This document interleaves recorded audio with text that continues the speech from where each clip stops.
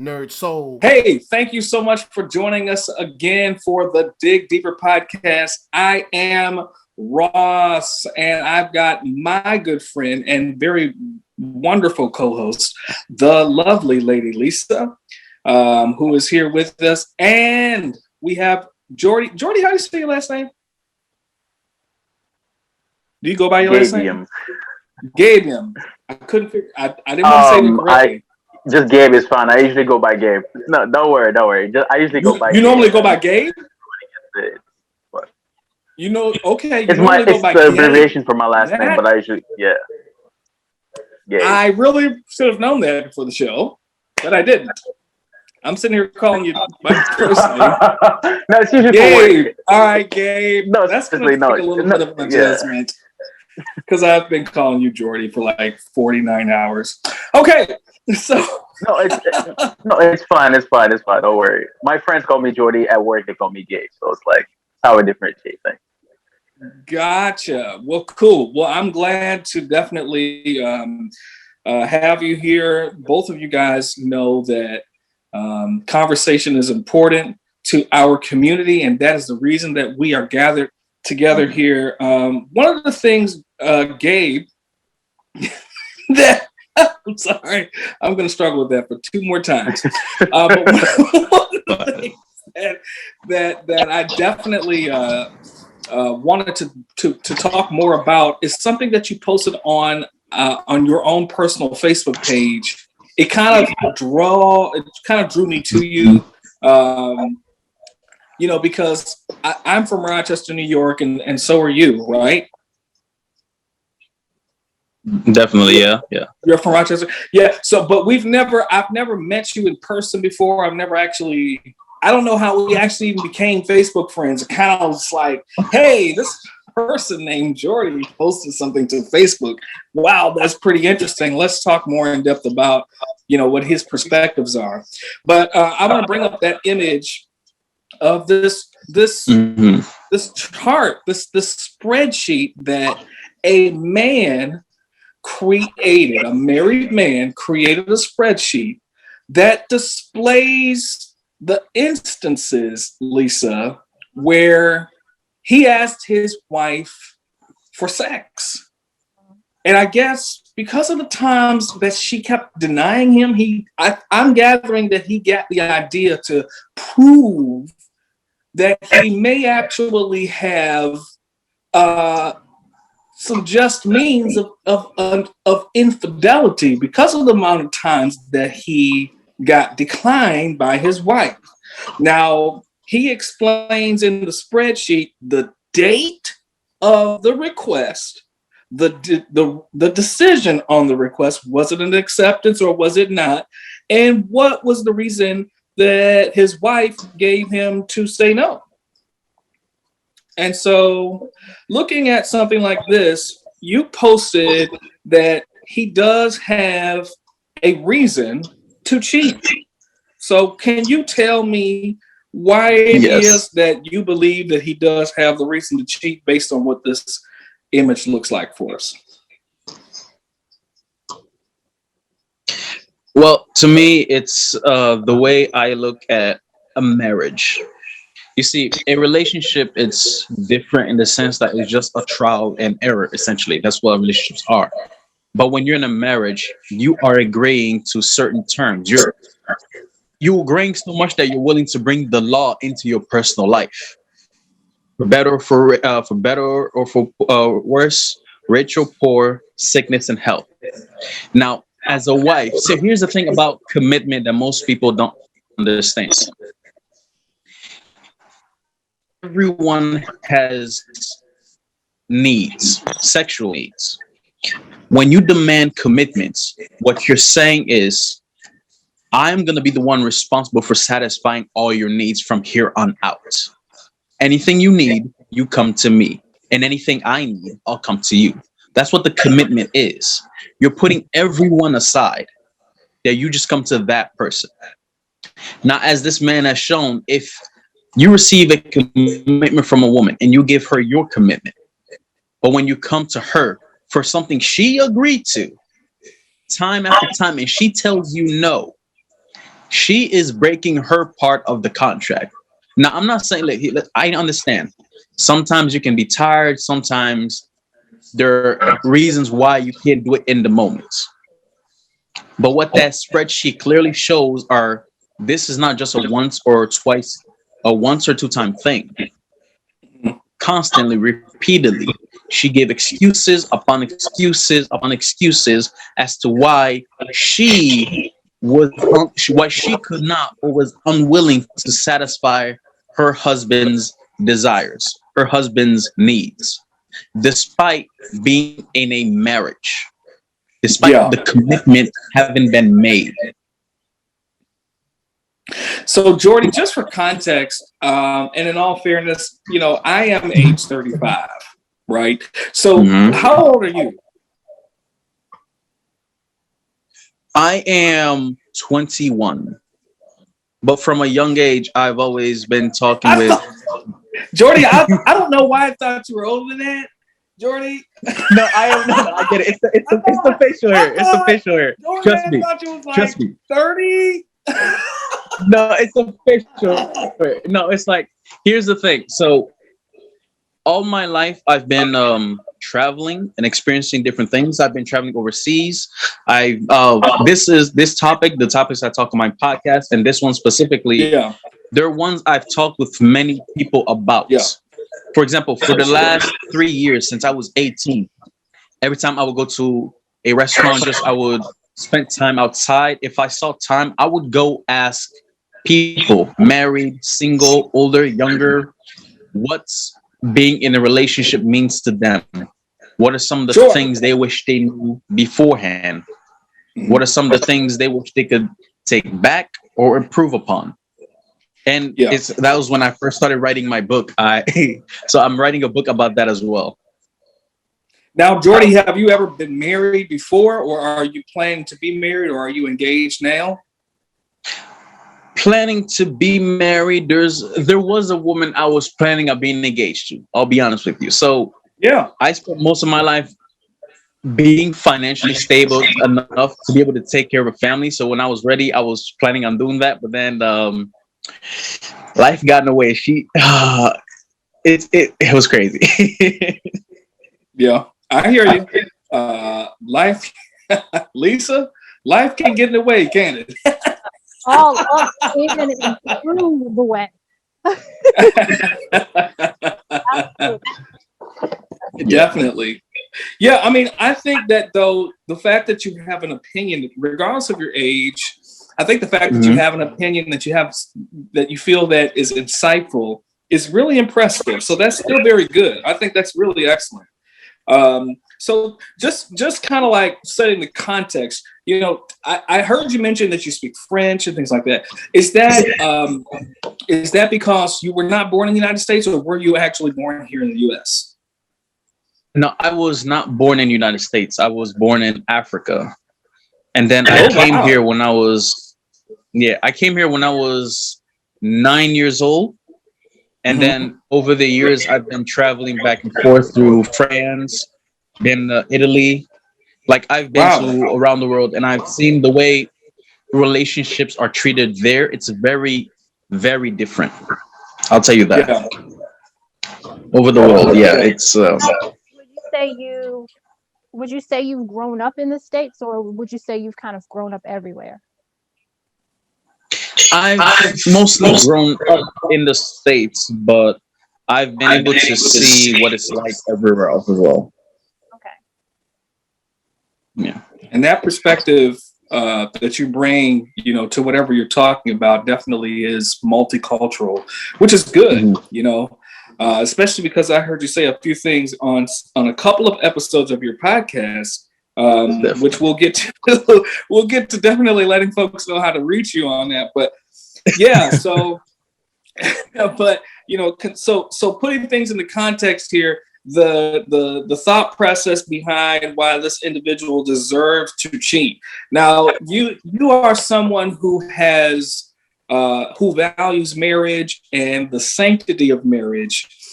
but you still say that this person, this man, he actually deserves an opportunity to void, if you will, those nuptials that that people take when they get married. So, considering your experience and what this is saying, why exactly do you specifically feel like a person has to cheat just because the wife won't have sex? I'm not saying he has to cheat because the wife won't have sex. What I specifically said was he is allowed to cheat. It doesn't mean he has to do it. It's like this. Since we're talking about marriage, a sexless marriage is the leading reason of divorce in America, in the world, to be honest. The second reason is money. Lack of intimacy and money are the two leading reasons of divorce. It's like this. There is nothing worse for a man to be with, to give your commitment to a woman who does not desire you sexually. Because that's what this chart shows. Sex was not something she wanted with him. It became more of a chore. So that's personally, here's the thing. The best thing to do, I'll be honest, for him in that situation will be to try to work. I'm not sure. Here's the thing. It's not like, from my perspective, I do not believe she told him no once and then he made this chart. It's more likely that this has been something that's been happening for a long, long time. And he finally decided, I'm going to make a chart to show. Yeah. Yeah. So this has been something that's been occurring for a long, long time. A wife who does not desire you sexually. Right. You cannot fix a marriage like that. Yeah. Every other problem you can fix. Money, it's tough, but you can fix. But the desire to be with you, the desire to make love to you, that's not something you can ever fix in a marriage. Once that's done, the marriage is over. Lisa, I want you to chime in on this. The best thing to do, because to be honest, for me in that situation. Yeah, definitely. Yes, well, I mean, I actually want to hear her married. opinion as she's married. I want to hear her. And then, definitely reach in there and tell Michael to come sit on. If Mike want to chime. So I wish he could. I really wish he could. But he's in there with the baby, keeping him cool. To me, there's so much missing information with this. The problem with this is there's so much missing information, because by looking at the chart, which first of all I think is totally juvenile, I'll just say that. We can just say, oh my gosh, she just always told him no. Of course he should cheat. And we can only assume that telling him no because of her lack of attraction for him. But those are things we don't know, because there's so much else that has to happen, before intimacy happens.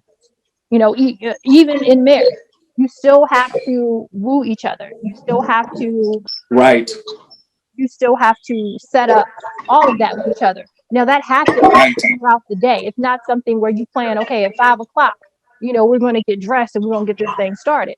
It's the way you interact with each other on a daily basis. So we have no idea what that interaction is or is not. We have no idea if there's a breakdown in communication. We have no idea if he is mistreating her or if she is mistreating him. We have no idea if she has a lack of self-esteem.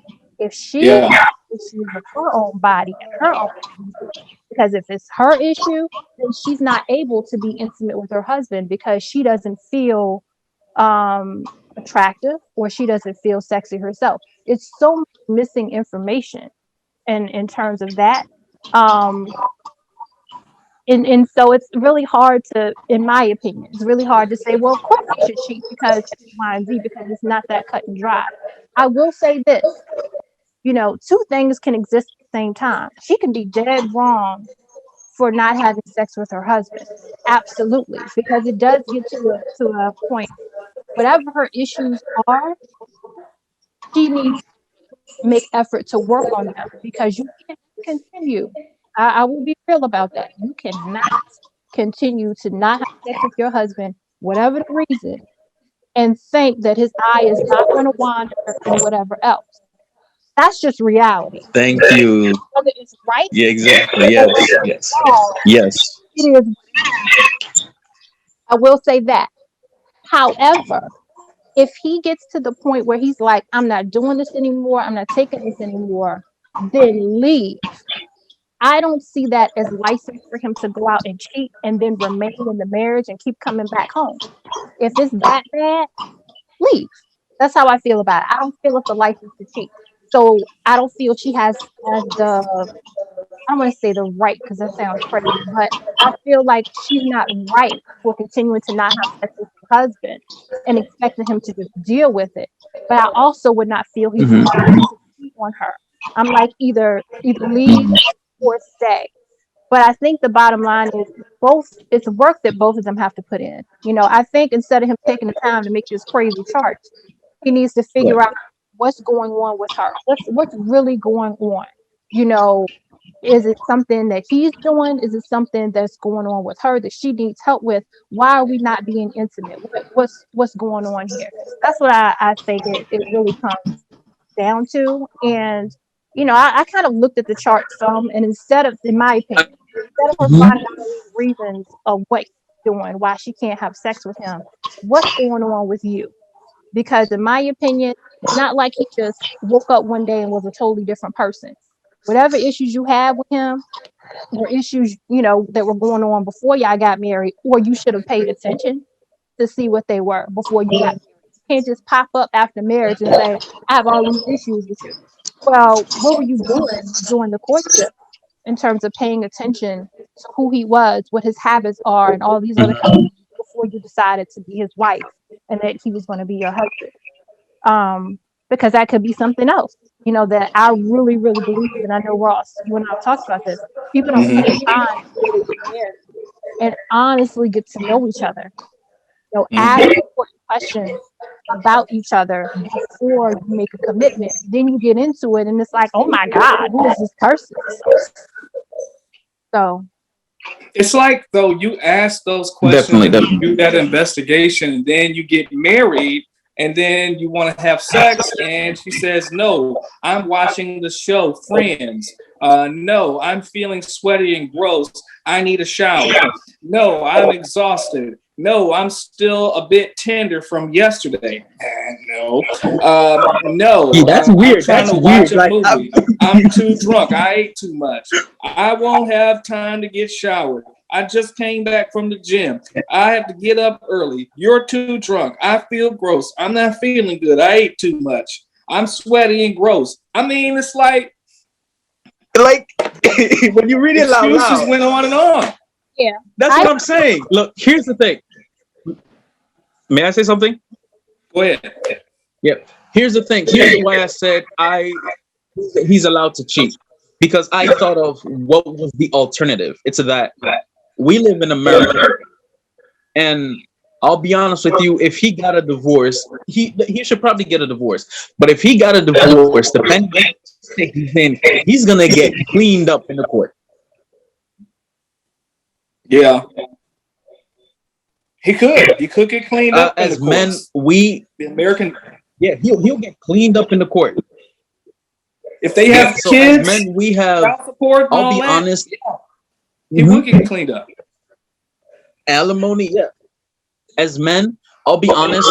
Once upon a time, it was not like this. But in the world today, there is honestly next to nothing that we gain from a marriage that we cannot gain from the courtship, from a relationship. Like once upon a time, it was not like this. But today, almost everything a woman can give us, we can get it before the marriage. Be it the sex, children, support, almost everything we can get before the marriage. So when we go in a marriage, we're basically okay. Here's what marriage has always been: a vow of protection. It's the reason why it's always the father of the bride who walks the bride down the aisle. He's saying she's been under my roof all her life. I am now handing her protection over to you. It's why the wife tends to get the last name of the.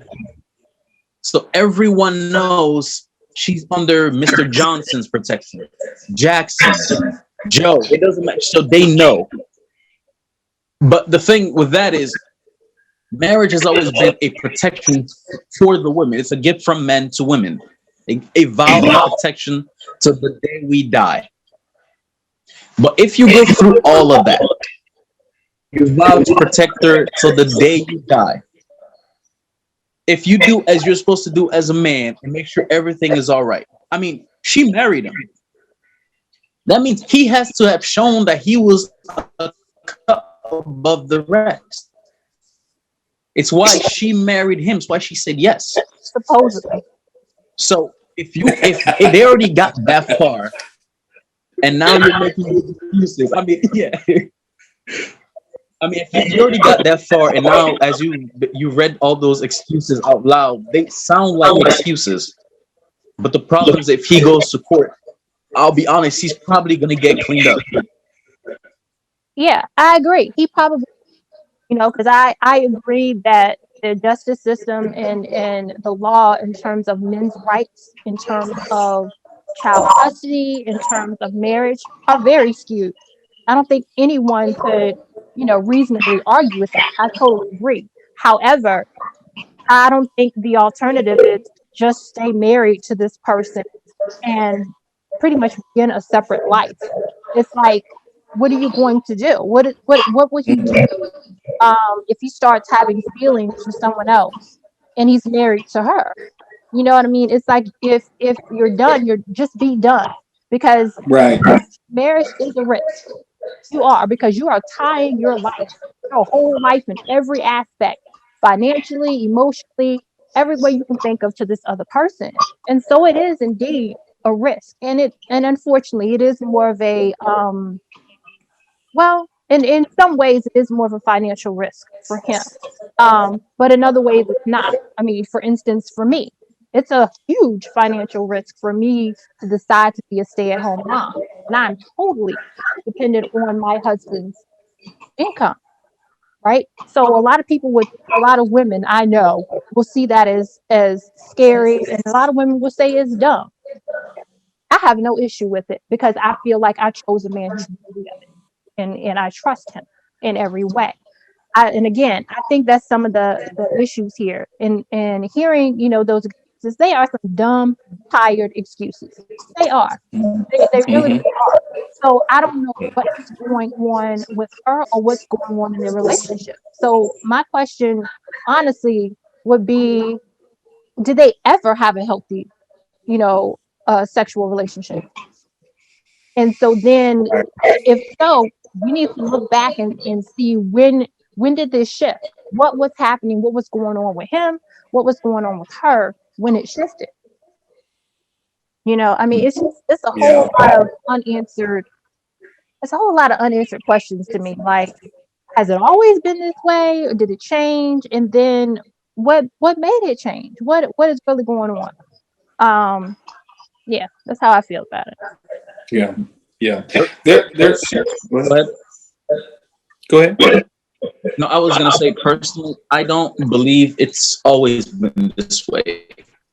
Because again, they got married. If he's having a problem with it now, I doubt if it was this way he would have married her. So this seems like something that came up out of nowhere. So it seems like I don't want to say this, but it kind of seems like it's a bait and switch that she did. Like when she secured the ring, bait and switch. like I don't want to say it. I really don't, but it sounds like it's a bait and switch. Do everything you gotta do to get the say ring. that about marriage, though. Like, marriage is not necessarily bait and switch when you have two people in the same stage of life. I could see if you're Hugh Hefner and you're 28 years old and you're waiting on that joker to die. but this is not that. You know what I'm saying? Like, you know, you help her know he can't have sex. Isn't he dead? He's dead, right? I think. Yeah. Here's what I'm trying to say. Yeah. But Here's what I'm trying to go ahead. no, I was gonna say I actually understand what you're saying, and I get what you're saying, because I do believe that happens on both parts. That can happen on both parts, in terms of you do what you got to do to get them. Because I mean, let's be honest, we all do that, whether it's or subconsciously. You know, everybody talks about the representative. You know, you always meet the representative before you meet the actual person, right? And you do what you have to do to kind of attract that person. But again, that's why it's important to date and court and take your time, because that representative can't stay there forever. You know what I mean? Eventually, you're going to see that true person. But I mean, yeah, that does happen. People do a bait and switch. You get married and you get comfortable. You know, you get comfortable. Well, I don't have to do this and I don't have to do that. We're already married. You ain't going nowhere. You know what I mean? People get that attitude of, well, you're not going anywhere. I already got you. And it's like, well, there's no guarantee that nobody's going anywhere. Right. Nobody's shackled down. They can up and leave one day, whether they leave physically or whether they leave you mentally or whether they leave you emotionally. People don't take that, or leave you sexually. People don't take that. Right.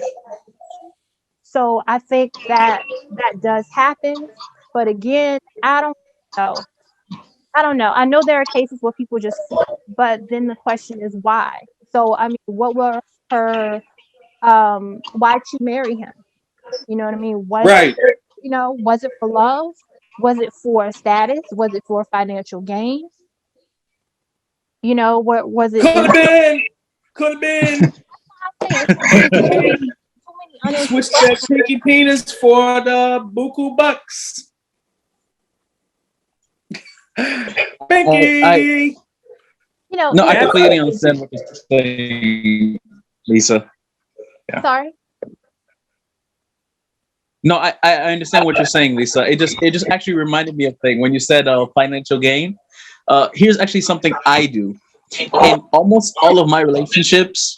I will go out of my way to pretend that I lost my job or my car to see if she'll stay.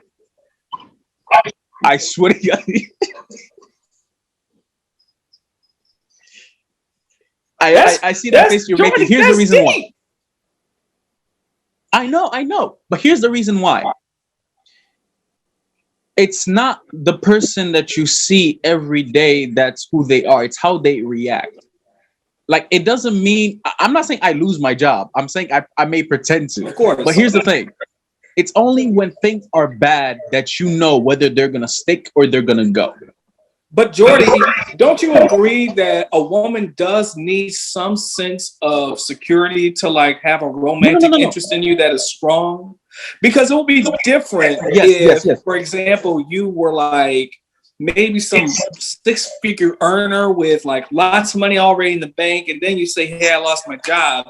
But if you tell some woman that you are this job, blah, blah, blah, I lost it. I'm thinking to myself, well, what you gonna do? Like, what's your backup plan?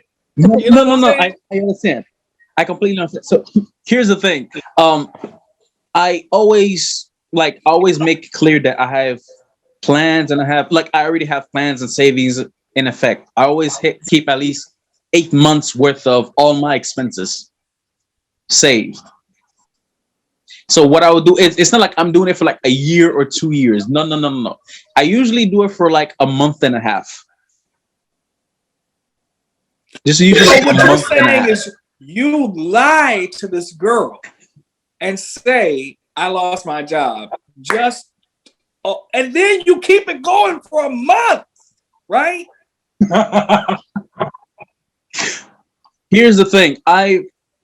You can't do that. You once can't more, do it's that the with a woman difference in her 30s. You can't do that with a woman in her 30s. No, not in the 30s. Not in the woman in the 30s. She's going to leave you, and she's not going to do it based on anything that might be considered bias. She's going to do that because at that stage of her life, she cannot afford no shit like that. And she's going to say, I completely understand. I completely understand. It's like I said, it's the difference of culture. Like I said, I was born in Africa, and I go back there every year as I travel overseas. I always go and stay. I will stay in France, but I was make sure to also go back to Africa. Like as you know, Ross, I just came back here. It's September after being overseas for a whole year. Yeah. Yeah. So like down there and in Europe, things are very much different. So it's like, here's the thing. It all comes down to this. Does she have enough faith in you to stick with you until because she sees the light at the end of the tunnel? Is the trust there? Like for example, Lisa, you, as you said, what you're doing right now is a financial risk, but you have trust in your husband. Even for example, even if he was to lose his job, you would not immediately leave him. You have enough trust that you understand that he's going to come out. He's going to find a way. It's why you married him. But let me interject right here. Lisa's experience is very different because Lisa, and I'm not trying to talk for Lisa. I know she can talk for herself. But number one, her age is a factor. Also, the experience that she's had up until her marriage, the reason that she got married, the reason that she stays married, all of those things go into her decision not to leave her husband because of a job loss. You know what I mean? And then we can't assume that there's not going to be an expiration date on that either. Not saying there is, but we can't assume there's not. You know what I'm saying? I completely understand. Right. Yeah. So I mean, I think I completely understand. That's why I said. That's why I keep it short. I don't do it long. Right. Yeah. I mean, No, what I'm trying to say is that's what. Oh, go ahead. No, go ahead. Finish. Yep. No, ahead, George. I was saying that's why I keep it short. I don't bring it up too long. Like the longest it ever was a month, and it's not like I'm always lying to them saying I don't have a job. It's like I tell them once, and then I don't tell them that I have my job back, and until like the longest it was a month and a half. Right. One time it was 2 weeks, another it was a week and a half. Like it's just to see. Okay, here's the thing about me. Let me tell you why. Let me tell you why. Because I have property in Africa, and I have one property here. Most of them are in Africa. So like it's not as if because I have a lot to lose. That's what I'm getting at here. I have a lot to lose. I want to make sure that the person I'm choosing is the type of person who's going to be there. It's easy to say when you don't have a lot of money, but I have a lot to lose if I choose the wrong woman. And I cannot afford that. I know you can't minimize all the risks. Okay. I don't want to be in a situation. I want to hear from Lisa. Lisa, go ahead. I understand what you're saying, but you're going about it in a way that is deceitful.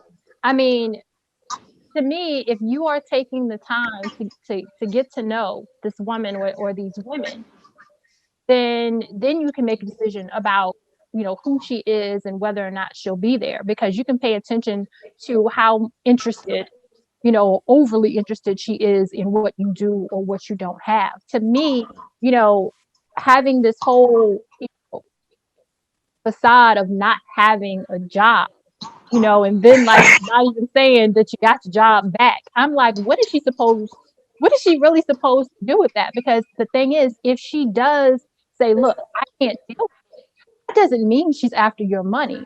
That means she's after stability. It could be very well that she's after stability, or she may see you as being wishy-washy. She's like, okay, well, this brother told me last month he don't have a job, and he hasn't said anything about it since then. Is he trying to get a job? Is he? What's your application rate? Like, how many apps you put in a day? Because let me tell you, talk to an African American woman. Definitely. And Here's the thing. age does have a lot to do with it. And honestly, I was sitting here thinking, and it sounds crazy for me to say this, but I'm actually old enough to be your mother.